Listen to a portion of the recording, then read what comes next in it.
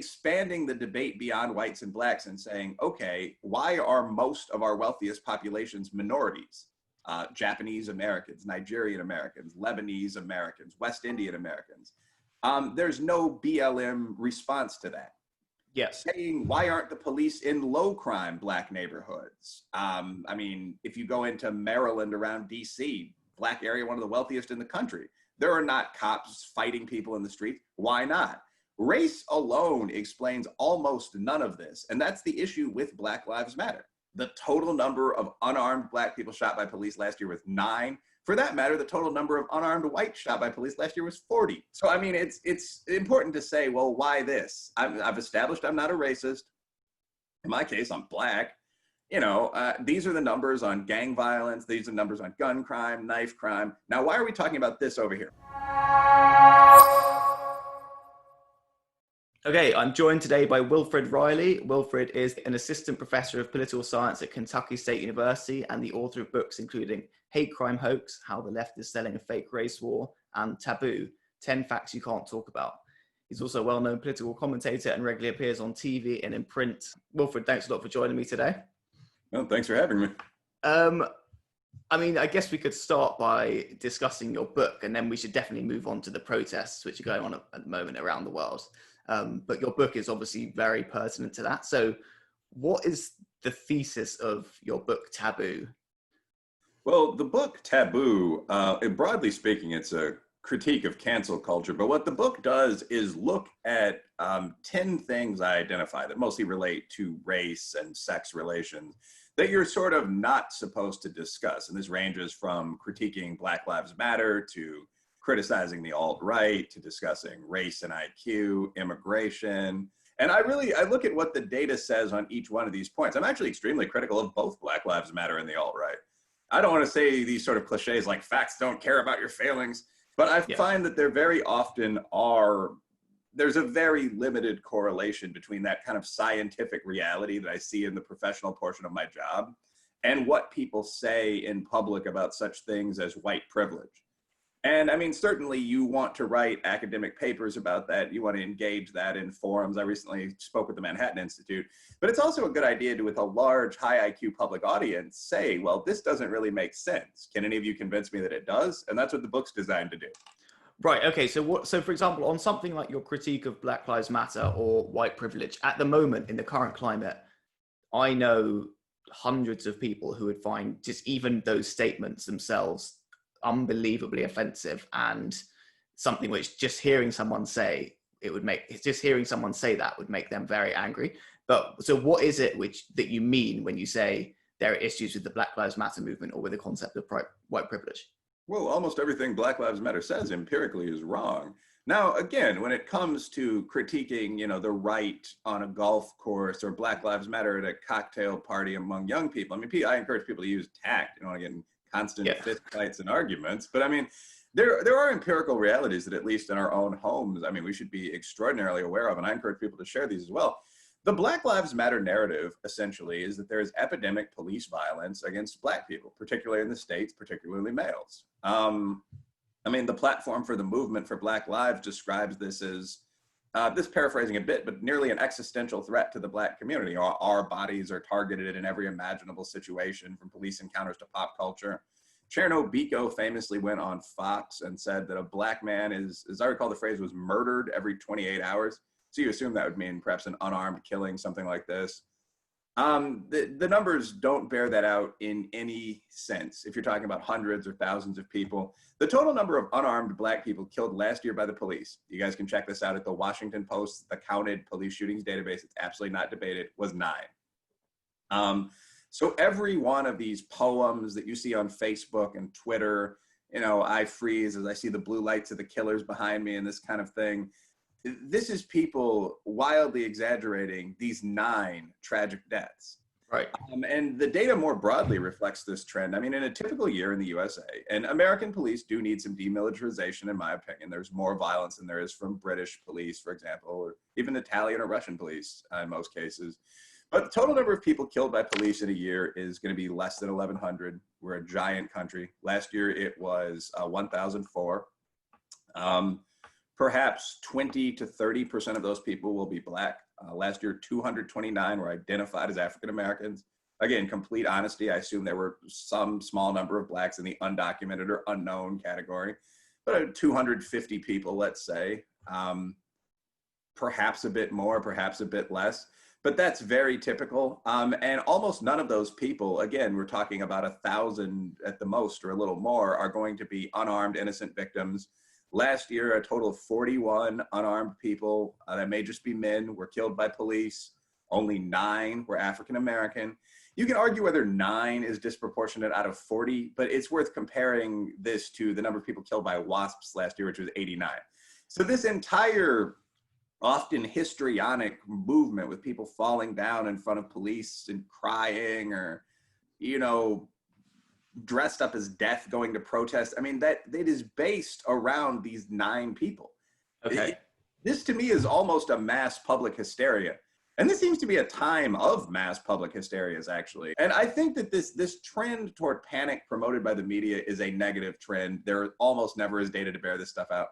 So on something like this protest, which you're seeing at the moment, okay, fine. So before we move on to the protest, which you're seeing at the moment, what are some of the stats which you regularly hear quoted, which you think are, I mean, you've given a list of some figures, but what are some others which you think are central to the narrative of the Black Lives Matter movement, which you think are misleading? So for example, the Black Lives Matter movement avoids stats whenever possible. I mean, whenever I have these conversations, because I mean, I have a Facebook, I have a Twitter, I'm Will_beast630 on Twitter.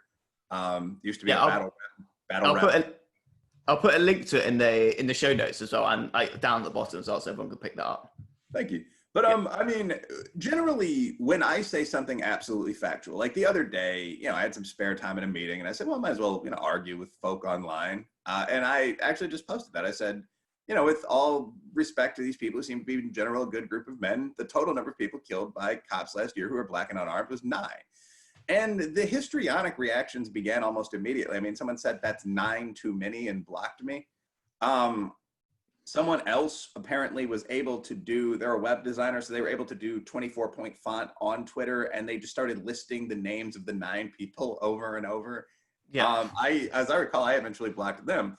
But the reality here again, I think when people write histrionic stories about death, they should be required to mention in parentheses how many people actually die in these world powers like the USA and the UK every year. So on something like, so a statistic which is often quoted, which I looked up recently, I was quite surprised to see how inaccurate that statistic was, is that you're much more likely to be shot if you're a Black person in America than if you're a white person. So I mean, it's true to some extent, but that is a misleading statistic. So if you could maybe go into some detail about why. Sure. I mean, that would be a bit misleading whether you're talking about police shootings or just individual shootings, but for police shootings, it's wildly misleading. I mean, so just so many things. When you do social science, what you generally do is called multivariate regression analysis. I wouldn't give myself more than, say, a B+ or an A- at this, although I'm fairly good. I generally focus on linear, logistic, just the baselines you use in a research paper. But what you do is you take a dependent variable that you're interested in, such as income, and you look at all the things that could affect that: race, sure, but also class, age, region of the country, so on, in a sophisticated computer model where each is controlled at the median as you look at the effect of first one, then the second, then the third, so on down the line. So to look at whether Black people are more likely than white people to be shot by police officers, let's just keep it there, you'd first have to adjust for urban residency. Black people in the USA tend to be a working class urban population. There are more cops in urban areas. I don't notice they're especially sweet and pleasant in Italian American or Hispanic American neighborhoods. You'd have to adjust for age. The most common age for a Black male in the USA is 27. For a white male, it's 58. When people, and I'll call out the right on this, when people get hysterical about Black crime, you know, the rate can be twice as high in some years, and this sort of shouting, you again have to look at the fact that the average Black guy, using a modal statement here, there are many different averages, but is 20, and the white guy is 50. That's going to dramatically affect that. It's going to dramatically affect income. That's going to affect police shootings as well. I don't know if I'd use average there, but it's the most common age, certainly for those races. So all that comes into play. But with Black police shootings, the most obvious variable is how often people come into contact with the police and what the crime rate is. So this, again, is a controversial thing to discuss, but it's not widely disputed. If you look at what's called the Bureau of Justice Statistics annual report, comes out every year. Mr. Trump's administration did a good job. Mr. Obama's administration did a good job. What you'll see is that the black violent crime rate is about 2.2 to 2.4 times the white crime rate. And this is as reported by victims, not by potentially crooked cops. The BJS is literally a survey of roughly 200,000 people by same race interviewers with whatever possible, absolutely anonymous, designed to figure out who in the country experienced crime. So that crime rate, and of course, whites dominate most corporate crimes. If you want to break this down racially, I don't see a reason to, but stock fraud isn't primarily something you associate with African Americans. I didn't see a single black person in that Tiger King documentary. Yeah. But so at any rate, 2.4 times the victim reported crime rate leads to roughly the same number of encounters with police. And that is why there are more black people shot by police. Like if you take a population percentage of 14 and you multiply that by 2.4, you get 31% or whatever. And that's exactly the upper bound of African Americans shot by the cops that we see in reality. So a lot of this is just extremely simple. I mean, if you look at the number of people shot by police, I wouldn't start out with an inherent assumption that certainly Hispanics or poor whites were less likely to get shot by the cops than black people. But I mean, you very quickly find that that's not the case. There are very few differences between those groups. And if you do find that disproportion, that black people make up 14% of the country, but 23% of those shot to be disturbing, you then have to adjust for crime rate. And once you do this, again, the differences vanish. Right, okay. So you are an African-American guy. When I make if I make this point, I will get a lot of people telling me that I'm basically carrying water for white supremacy. That's what I've been told over and over. Does it make any difference, the fact that you are African-American, to the responses you get, or is it irrelevant? It probably makes it harder to call me a Nazi. I would say that I'm a big, bald-headed, bearded black guy. I mean, like, yeah, of course it does. I also, interestingly, have a strong tradition of anti-racism. I mean, I had a fairly well-known regionally televised debate with Jared Taylor, who's generally considered the founder of the alt-right. Yeah. And I mean, I made the point that I don't think that when people critique multiracial societies, you know, as compared to what? Monoracial societies like Bosnia, Somalia, where people end up fighting along tribal lines, but where there's no racial diversity. I don't see that the first category is less successful by any means. You know, arguments made on both sides, but I clearly took the anti-racist stance. I teach at a black college. So I think that at a certain point, it gets kind of ludicrous when people try to label me a bigot. Yeah, I would expect that as, say, an urban white guy, if you said some of these things, you'd get some more allegations of racism. But understand, again, at least in the privacy of your home, and when, preferably if you're feeling aggressive that day, anywhere, understand that that is a nonsensical claim that you should be prepared to respond to. If you make a data-based point, if you say, I understand your pain, man, but keep in mind that this is 9 people, and there were 90 people, I assume rather horrifically, killed by bee stings last year. 20 killed by lightning. I mean, again, burnt alive. What makes this something that we should focus on? Other than the chance to extract money from sort of the white system, what makes this the thing? I mean, I grew up in a large city, and the major threat to both black men and working class white men was other young men. Fighting was constant. Shootings were not infrequent. Knifings were fairly common. I know a number of young men that were killed in gang violence, a number that were killed in our Richard the Lionheart style adventures in the Middle East, a number that were killed just by drugs. I don't know a single person coming from that big city background that's been killed in a gunfight with a police officer. So, I mean, it's important to say, well, why this? I've established I'm not a racist. In my case, I'm black. These are the numbers on gang violence. These are the numbers on gun crime, knife crime. Now, why are we talking about this over here? Why are we talking about these 6 guys or 9 or 12 guys? And I've yet to hear an effective response to that.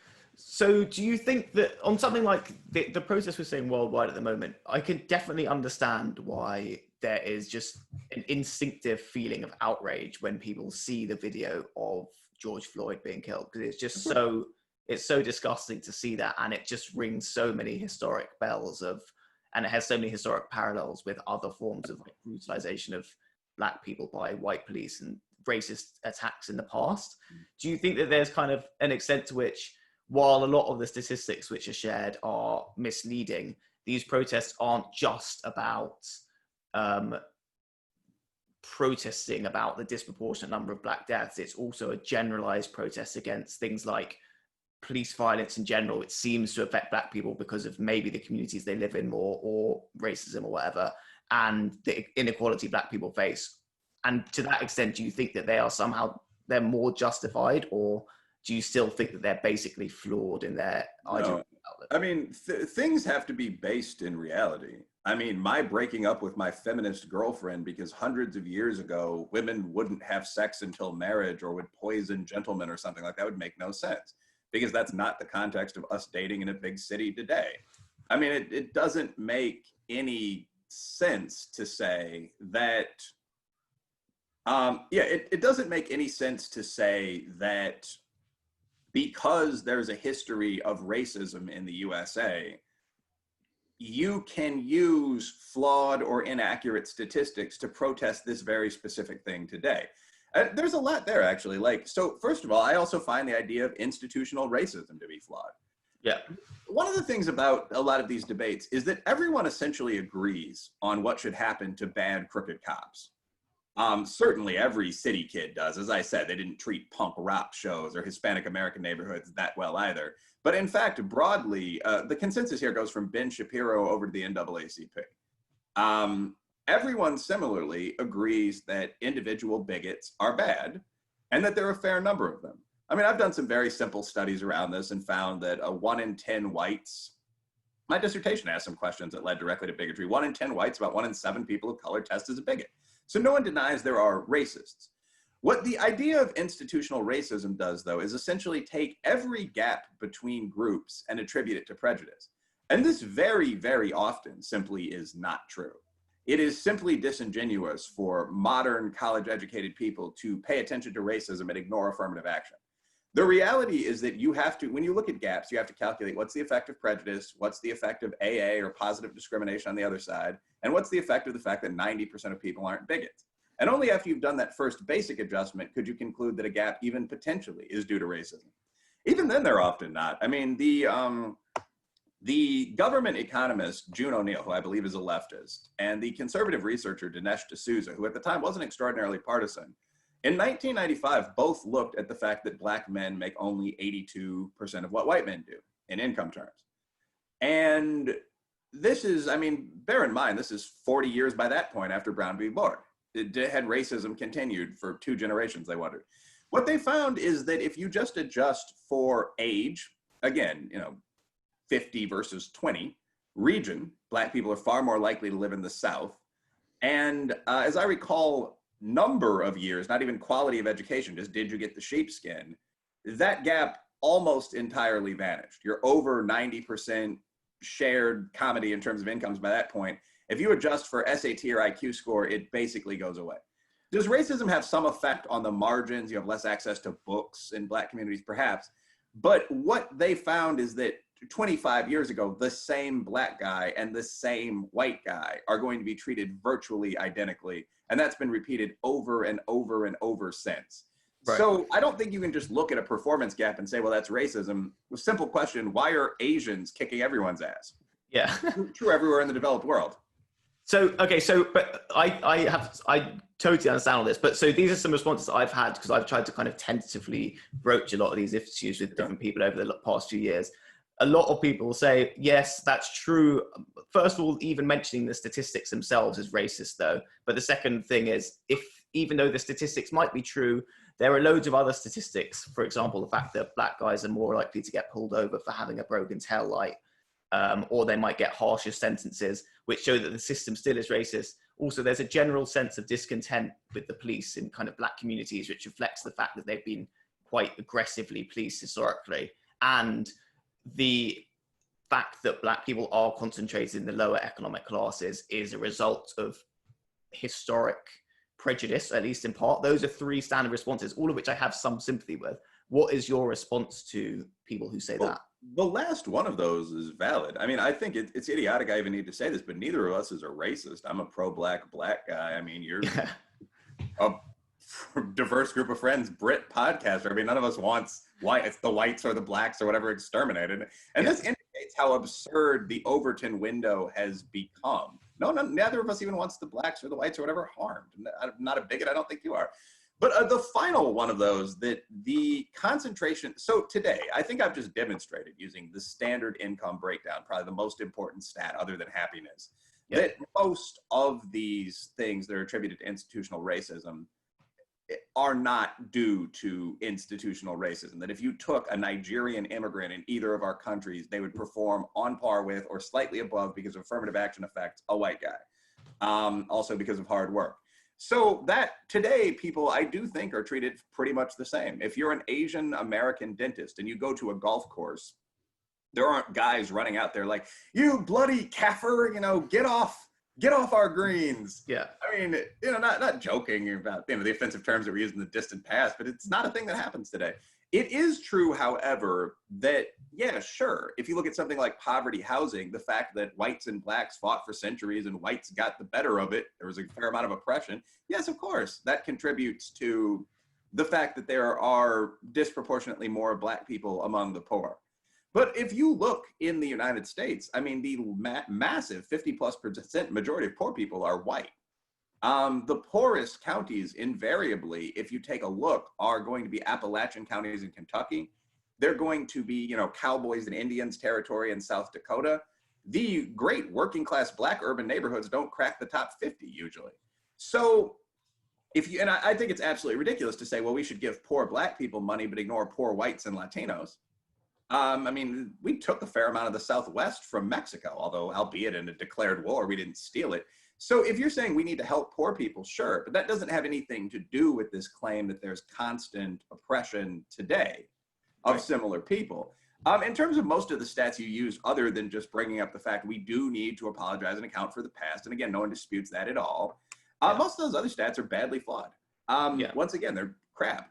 Like when you talk about why there are more police in urban black neighborhoods, it's not just because the cops decided to go mess with black people. The way policing happens today, since the 1990s, it's been called the comp stat policing model. You ethically and legally have to send cops where there's the most crime. So as it happens, just as this would have been Irish American neighborhoods in the past, if you think about where the term paddy wagon came from and so on, today, most of those neighborhoods are African American neighborhoods, some Hispanic, Eastern European, et cetera, neighborhoods thrown in. And in all of those neighborhoods across race, you're going to see a higher proportion of police officers, and thus a higher proportion of police encounters. So it's absolutely understandable that if you're a law-abiding black high school student who's a male and you live in one of these neighborhoods, you're going to feel harassed by the police.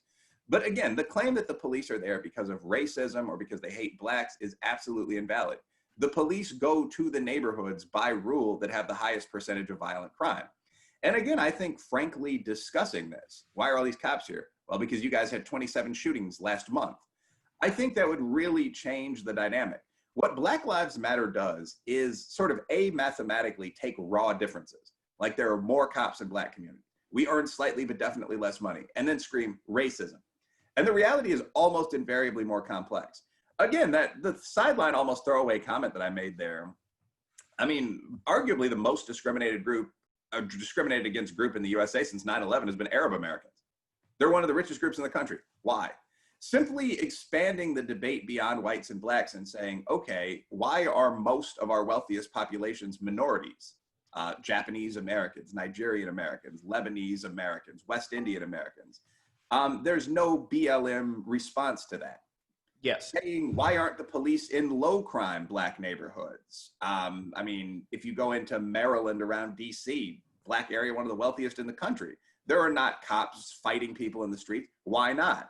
Race alone explains almost none of this. And that's the issue with Black Lives Matter. There's sort of pseudoscience. The same thing with the alt-right, by the way.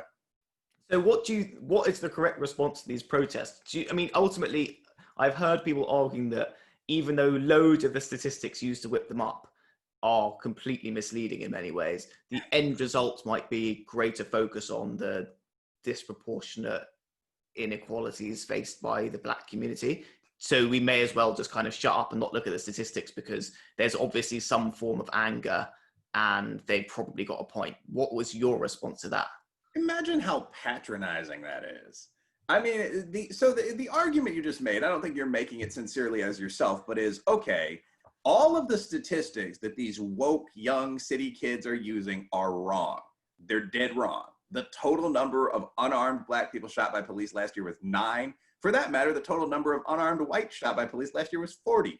Okay, we admit this. We acknowledge that it's all BS, but still, we should let people march and fight one another in the streets because they feel passion. That's absolutely ridiculous. I mean, if I felt passion with my partner, we couldn't have sex in public, at least if there were police around, you know? If I felt passionately angry with someone, I can't at least past 30 punch them in the face and start a brawl. We don't generally allow people to do things that are not based in knowledge and that are often illegal because they feel strongly about them. Changing that rule would invalidate about half the laws on the books, and drug use and dueling and so on. So no, I think it is absolutely relevant that Black Lives Matter says that, you know, let's estimate many hundreds of unarmed Black people are killed every year and the total number is 9. Because in the first case, there'd be a problem.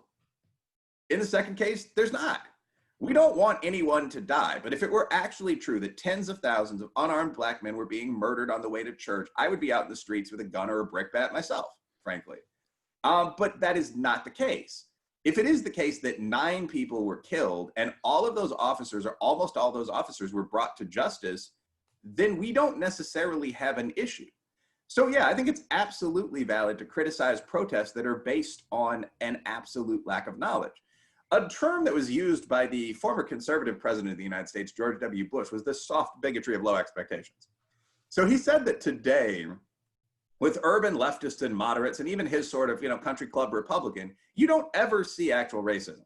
This has been my experience as well. Outside of something like a scuffle in high school, I've never heard anyone scream racial profanities at me or something like this. Maybe once in Chicago traffic. I mean, people say all kinds of things in Chicago traffic. It's not, that virtually doesn't exist. But what does exist, I find, and this exists more often among leftists, is a tendency to view minorities as sort of charming, attractive, but stupid children. To say, well, I'm kind of rambling here, but to say, well, sure, your movement's not based on any facts, but I support it, is the most patronizing thing you could say. And I wonder about the motivations. Maybe just fun to have a party. I've actually seen them doing most of the looting in the USA, so there's a motivation. But you wonder about the motivations of the white liberals that are attaching themselves to this movement, because at some level they have to know. I mean, the Black participants seem to be genuinely passionate because they are Black. This is generally perceived as a Black issue. I'm sure they range in education. As you mentioned, unfortunately, but truly, we are a poorer group right now. But all these college kids out there throwing firebombs, they have at some level to know these facts. So they are fighting for a movement based on things that aren't true. The question is why? And I don't think there's a positive answer to that. The answers could range from patronization to I'm a damned thief to, I think, the most common, which is that I want a very different society from this one, and I'm willing to use false claims to achieve that different society. But I think that different society would be a communist nightmare rather than utopia. So what do you think motivates? Do you think there's a disconnect between the white liberal and kind of middle class liberal Black Lives Matter ideological side of things and kind of just working class Black people who might not be that familiar with that whole narrative, who just have a more innate anger at the situation they're in? Do you think that's a distinction which is important to make, or do you think that this is just being whipped up by the spread of statistics which are misleading? Which of those two takes do you think is closer to reality? I think it's a combination. I think that obviously, and first of all, obviously there are many wealthy Black people as well. I think that the leadership of Black Lives Matter, Black and white, is probably made up of upper middle to lower upper class people that have socialist political beliefs. And if you look at the actual platform of the movement for Black Lives, it includes things like opposition to capitalism and strong support for transgender rights that aren't really on the ground narratives in the Black community. And I think that many of the people that are leaders of quote unquote the new civil rights movement, Shaun King comes to mind, are using these ideas that exist in quote unquote the hood that are based on flawed data to mobilize people toward a society that they think would be preferable to this one. But I think that this is a trick that's being played on the Black community, frankly. Capitalism is flawed, but middle-class capitalism works better than almost any other economic system we've tried. Scandinavian-style socialism works well enough, but those are tiny, homogenous, upper-income populations. And I think that what's being proposed by BLM's leadership team would end up a lot more like Venezuela than like Norway. So, but I think whether or not you agree with me about socialism, I think that to get people to pursue these economic and political goals, misleading information is being fairly constantly used. And this, even the US Democratic Party, although I voted for the Democrats in the past, plays this trick on the Black community. The Black community in the United States is one of the more culturally conservative communities in the country. I mean, if you ask Black people about rates of church going, or rates of willingness to perform military service, or for that matter, if we're being honest, attitudes toward gay rights, Black people would test far to the right of the average white person, certainly the average white leftist.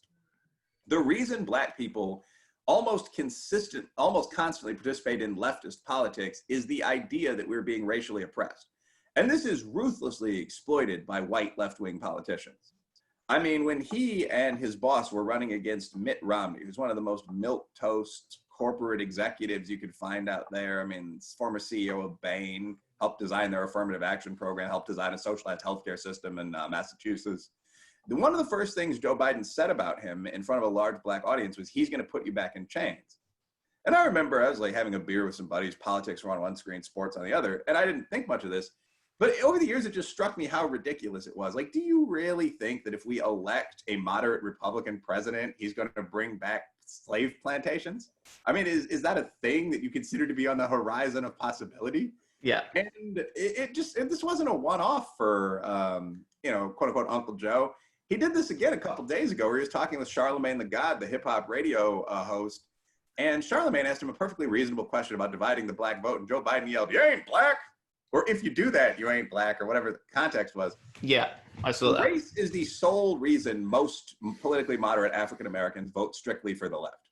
So I think that it's exploited. So what do you say to people who you see, for example, all the celebrities and pretty much everyone I've met, or it seems like everyone I met, it's hard to know how many people agree with it, but so many people I know, and almost every celebrity in the public eye, as well as pretty much every media commentator in the mainstream, and half of all politicians or more, are just posting the same, more or less exactly the same thing about this, which is total uniform support for the Black Lives Matter narrative, I suppose, or for the protests. What's your view on that? Because I'm a bit torn, because I definitely have real issues with just the dissemination of very misleading and really divisive statistics, and also the really patronizing way in which, if you try to question that from whatever background you are, you'll have people telling you that you're basically not able to participate in the discussion, even if you're a Black guy. Whereas if you are any race and you say something which is exactly bang on the narrative, it's basically like, oh yes, this is perfect. We have to like educate ourselves. And so what's your view on that? But having said that, I've got concerns about that, but I also don't want to just dismiss all of the protesters' concerns as completely fabricated, because I imagine there are issues facing Black America which could be made better. So what's your approach to this situation? Well, I think years ago, a friend of mine was in a position where he was managing some sort of sketchy cam girl website, and there's a point here. And he was talking with a group of us, and he asked, well, I'm making money from this, what I consider to be immoral behavior. Am I a pimp? And one of the guys at the table just looked over at him and said, a thing is what it is, it's not something else. And then went back to whatever he was doing. And that's kind of my attitude toward a lot of this. Things either are real or they are not. If you claim that there are thousands of people being killed annually by police and there are 10, what you are saying is not true. It should not be taken as seriously as a thing that were true. People can try to patronize and rationalize their way out of this, but all the endless listing of these names is going to be the same 50 guys, because that's how many legitimately unarmed, innocent people were in fact killed by police over the past 5 years or so. So we can so do the protesters have a point? Sure, they have a point, which is that every one of the officers responsible for those shootings should be in jail, and I suppose 3 or 4 of them aren't. but it's an incredibly regionalized, localized point. At a practical level, for example, you could say, is it worth breaking the COVID quarantines if you're still worried about COVID-19 to protest for these 9 people? The answer would be probably not. Aren't you going to sicken a great deal more than 9 people by doing that? You know, so wouldn't one super spreader coming out of that kill 10 people? But at the very least, if we accept the disease is a serious threat to elders and we're all going to wear these masks and so on, I think most people did accept that. You can't at the same time say, well, we're going to have street riots for a week in public in the downtown because these 9 people justify that. If you actually look at the real statistics here, there's very little practical argument for most of what's gone on. And yes, I think that has to be pointed out. It is a form of racism not to point that out. If someone says, I'm at extreme risk of being killed, and you know that there were only 40 unarmed people, because I don't see a reason to ignore the whites here, that were killed by police last year in that situation, and you nod along and say, yes, you know, Mike, I know, I can't imagine the struggle you're enduring, the pain you feel. You are just helping this guy believe nonsense because you're afraid to engage that conversation. And whether or not that's kind of logical in some situations, that's certainly not you being woke or honorable. So again, I think it comes down to the facts have to be the facts. If the police kill almost nobody unjustifiably, you know, you can still criticize them for bruising guys, or should they be arresting people for drugs at all? There are broader conversations, but those aren't really racialized, and that's not the conversation we're having now. Okay, right, that's really interesting. And yeah, it definitely gets good to get a varied perspective on this because, yeah, things are pretty intense at the moment, especially on social media and so on. All right, thanks a lot for joining me, and you're definitely welcome back on. We should definitely do another one if you've got time. All right, yeah, I'd love to come back. Just contact me on Twitter or whatnot, and thanks for having me this time. All right, awesome. Thanks a lot. Speak to you soon. See you soon.